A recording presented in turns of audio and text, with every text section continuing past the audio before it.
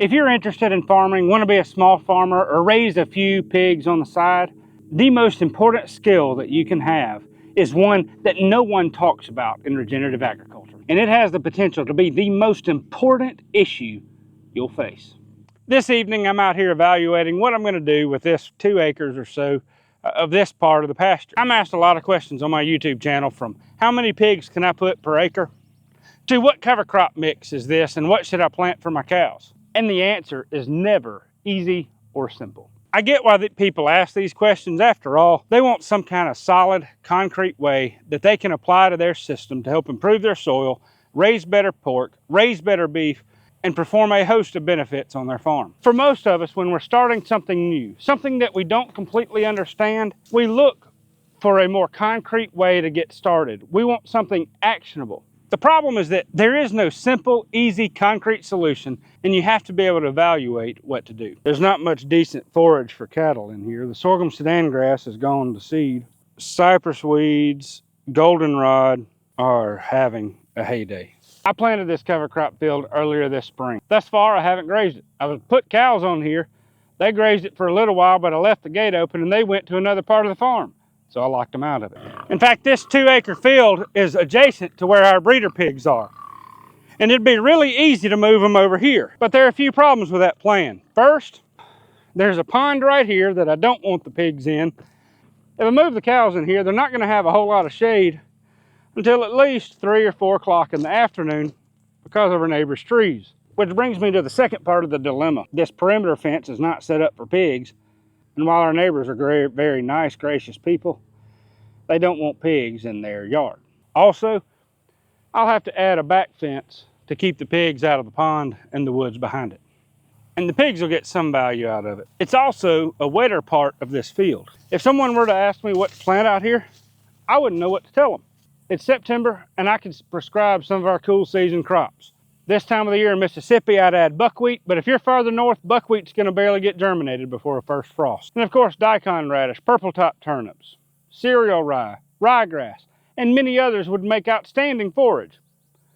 But I don't know what kind of livestock you're raising out here, and most importantly, even if I knew all that information, this part of the field is wet, acidic, and it's not going to perform very well. So I'm leaning toward moving these lovely ladies out here, not only because they'll get some decent forage out of it, but primarily because as I continue to feed them, they will drop more and more and more manure, and pig manure is an outstanding soil builder.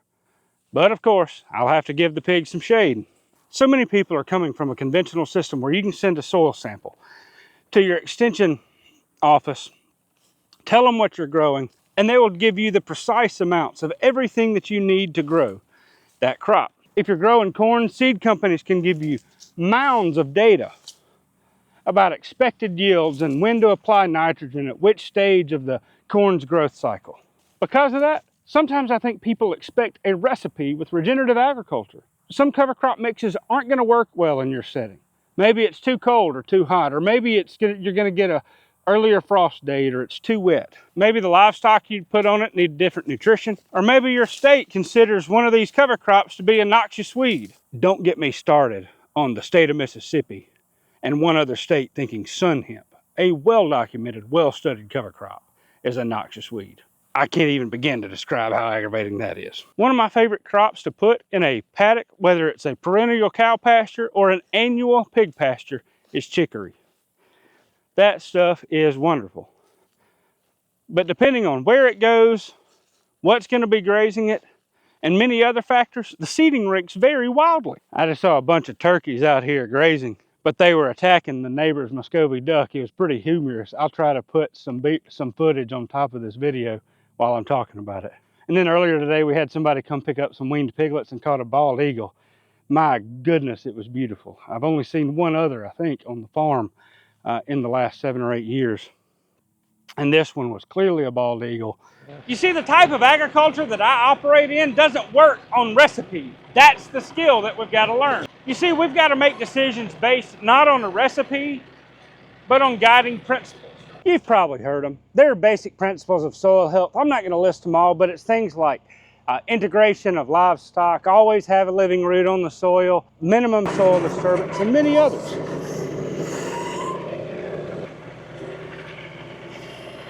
We like to live in a world of absolutes. You can't disc your soil. You can't use any herbicides. You can't raise pigs without grain. You can't raise cows without grain. You can't raise cows with grain. And the list goes on and on and on. What most farmers, livestock producers, proponents of regenerative agriculture, etc., need to do is learn how to adapt to their environment.